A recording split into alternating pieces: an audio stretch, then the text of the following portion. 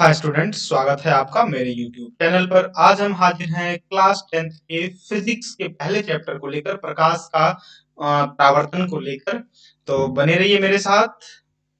यदि अभी तक आप मेरे चैनल को सब्सक्राइब नहीं किए हैं, प्लीज आप मेरे चैनल को सब्सक्राइब कर लें ताकि आपको डेली वीडियोस मिल सके और इजी एक्सप्लेनेशन मिल सके। आप हमसे टेलीग्राम पर भी जुड़ सकते हैं, जिसमें आपको सर्च करना है नोवेल्टी अमरपुर एजुकेशन, और वहां से भी जुड़ सकते हैं। आप हमसे व्हाट्सएप पे भी जुड़ सकते हैं। तो बिना समय गवाए करते हैं हम लोग स्टार्ट।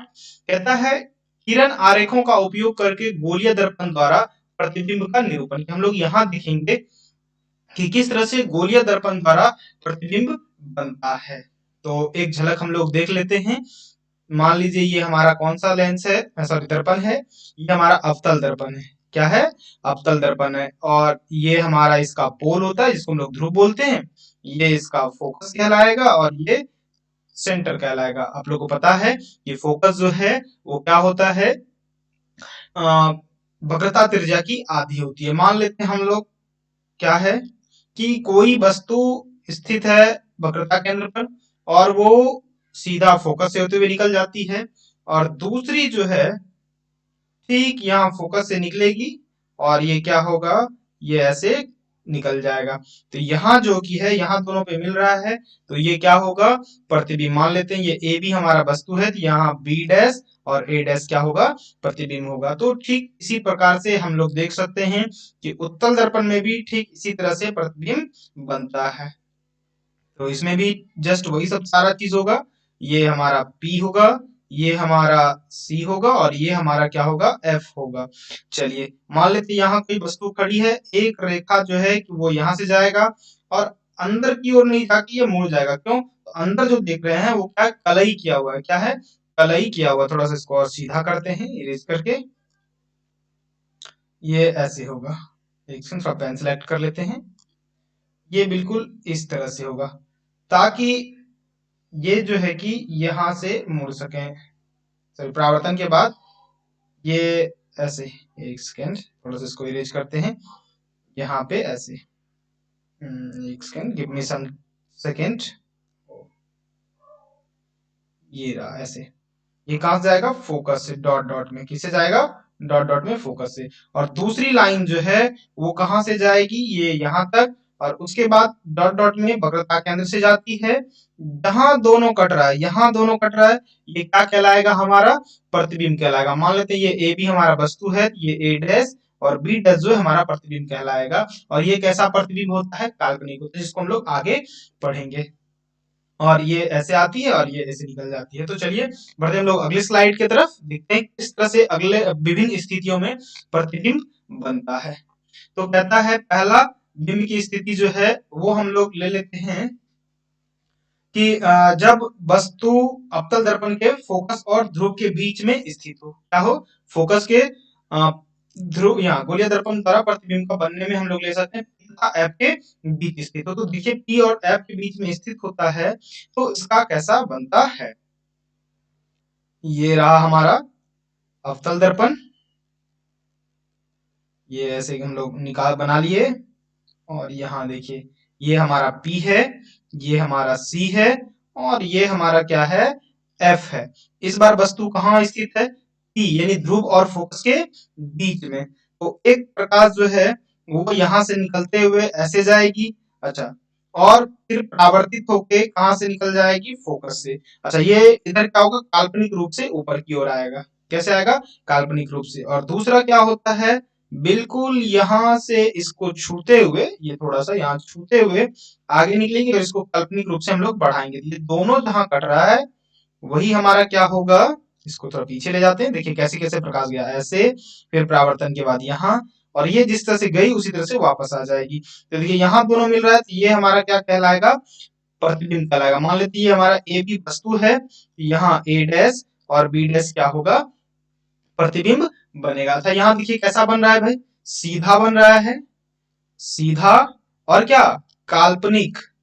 क्या बन रहा है, काल्पनिक। और किधर, दर्पण के पीछे, दर्पण के पीछे। तो कई बार आपको क्वेश्चन पूछा जाता है कि बताइए कि जब वस्तु दर्पण के ध्रुव और फोकस के बीच में स्थित हो तो उसका प्रतिबिंब कैसा बनता है। तो सीधा, काल्पनिक और दर्पण से पीछे और वस्तु से बड़ा, वस्तु से बड़ा कैसा बनता है, वस्तु से बड़ा। चलिए बढ़ते हम लोग अगले स्थिति की तरफ।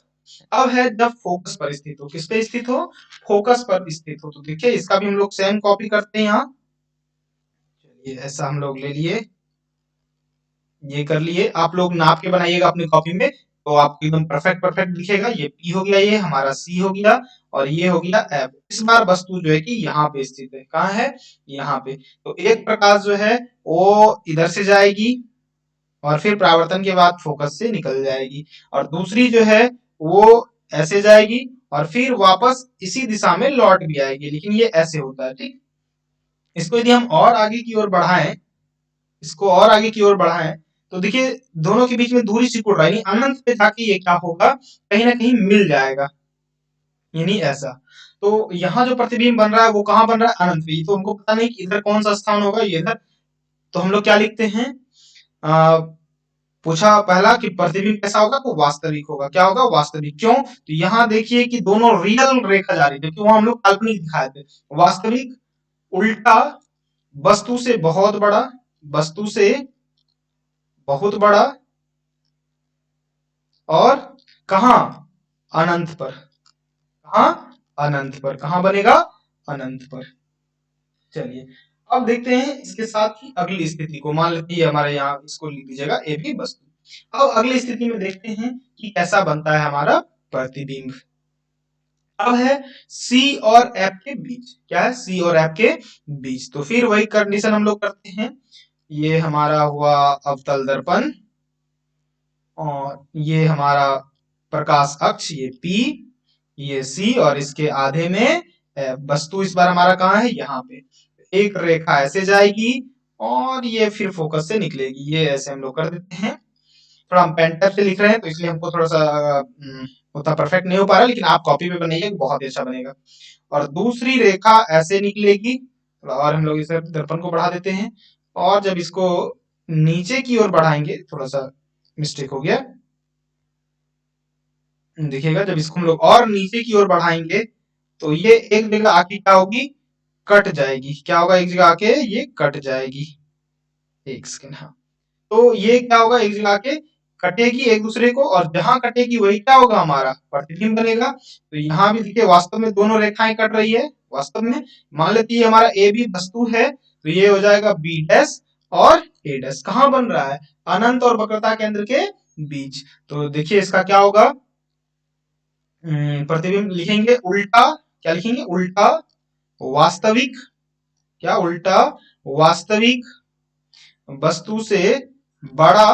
देखिए यहाँ वस्तु से बड़ा, वस्तु इतना ही है, जबकि क्या है, प्रतिबिंब इतना बड़ा है, वस्तु से बड़ा, और वस्तु से बड़ा, और क्या, अनंत एवं, अनंत एवं वक्रता केंद्र के बीच, वक्रता केंद्र के बीच। चलिए बढ़ते हैं अब हम लोग अगले की ओर, अगले स्लाइड की तरफ। जब सी पर हो, सी मतलब वक्रता केंद्र पर हो, ये ऐसे देखिए, ऐसे ले लिए। कभी कभी कर्व थोड़ा ज्यादा हो जाता है, कभी कम होता है, इससे कोई दिक्कत नहीं, आप हमेशा एक परफेक्ट बनाइएगा। चलिए ये हो गया, इसको हम लोग पी बोलेंगे, इसको हम लोग सी बोलेंगे, और ये हमारा एफ हो गया। इस बार वस्तु कहाँ है हमारा, यहाँ पे है। तो चलिए देखते हैं, एक रेखा ऐसे आई किरण, और ये फोकस से निकली ऐसे, और दूसरी जो है कि यहाँ फोकस से निकलते हुए यहाँ आएगी, और जो फिर परावर्तन के बाद ऐसे निकलेगी, ठीक। तो ये देखिए यहाँ पे मिल रहा है, तो ये मान लेते हैं हमारा ए बी वस्तु है, तो बी डैश और ए डैश कैसा होगा, देखिए जितना बड़ा ये वस्तु है उतना बड़ा ही प्रतिबिंब बन रहा है। इसका मतलब क्या हुआ, कहां बन रहा है, सेंटर पे ही बन रहा है। तो लिखेंगे वास्तविक उल्टा, वास्तविक उल्टा वस्तु के बराबर, वस्तु के बराबर, तथा कहां पे, तो वक्रता केंद्र पर। कहां पर, ऐसे वक्रता केंद्र पर। कहाँ पे बन रहा है? वक्रता केंद्र पर। जैसे ही आपसे पूछेगा कि वस्तु वक्रता केंद्र पर स्थित है, अवतल दर्पण के वक्रता केंद्र पर स्थित है, तो बताएं कि उसका प्रतिबिंब कहाँ बनेगा? तो सीधा बोल देंगे वक्रता केंद्र।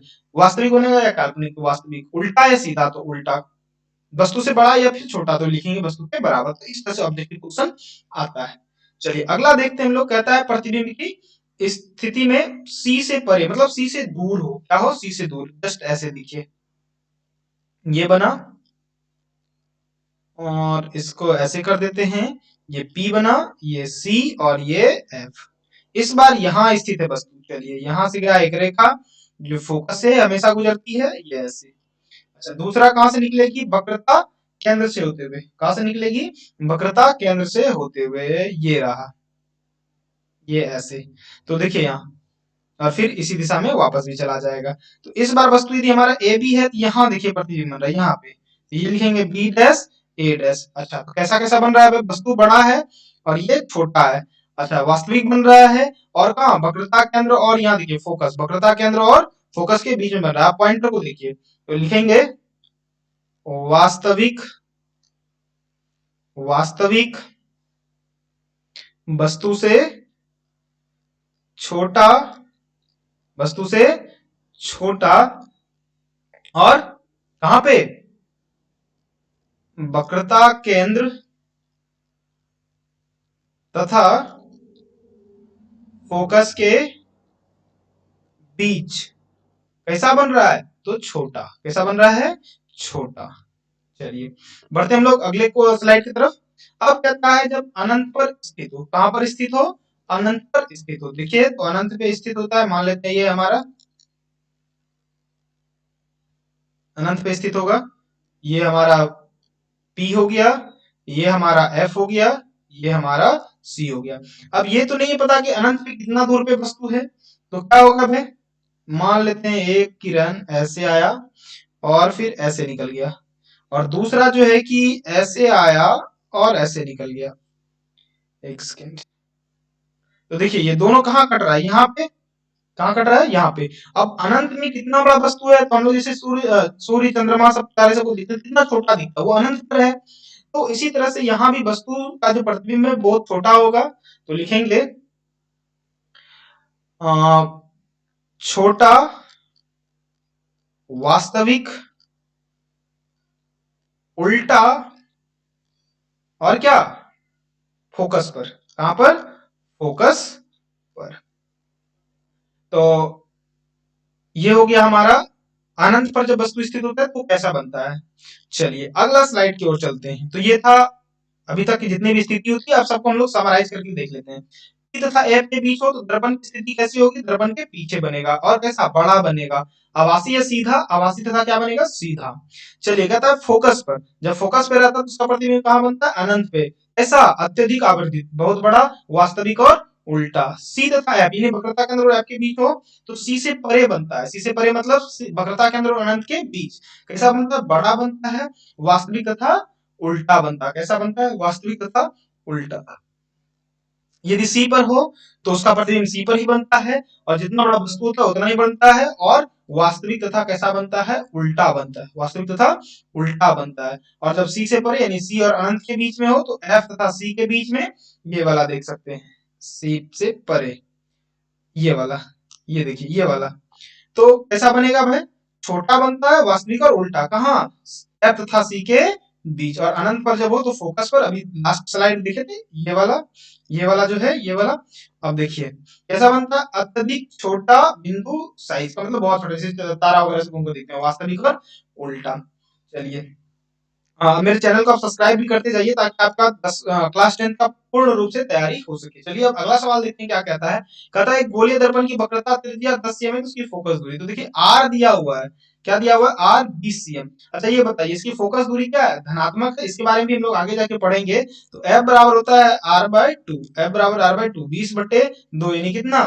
10 cm। कितना हो जाएगा? 10 cm। तो इसकी फोकस दूरी कितना हो गया? फोकस दूरी, फोकस दूरी 10 cm। चलिए बढ़ते हम लोग अगले की तरफ। कहते हैं कि उस दर्पण का नाम बताएं जो बिंब का सीधा तथा आवर्धित प्रतिबिंब बना सके। तो ये वाला देखिए क्या है? P तथा F के बीच दर्पण के पीछे आवर्धित और सीधा भी बना रहा है, तो कौन सा हो जाएगा, अवतल। क्या हो जाएगा, अवतल। अवतल दर्पण हमारा क्या हो जाएगा, आंसर हो जाएगा। तो ये थे आज के महत्वपूर्ण पॉइंट्स, महत्वपूर्ण टॉपिक, इंपॉर्टेंट टॉपिक। तो आपको काफी अच्छा लगा होगा, आई होप। आप यदि अभी तक मेरे चैनल को सब्सक्राइब नहीं किया, प्लीज आप मेरे चैनल को सब्सक्राइब कर टेलीग्राम चैनल से जुड़ जाएं। इसके साथ यदि आप मेरे से ऑफलाइन क्लास भी पढ़ना चाहते हैं तो भी स्वागत है। आप व्हाट्सएप हमको कीजिए या फिर टेलीग्राम पे मैसेज कीजिए, हम आपको पूरा पूरा बताएंगे। धन्यवाद।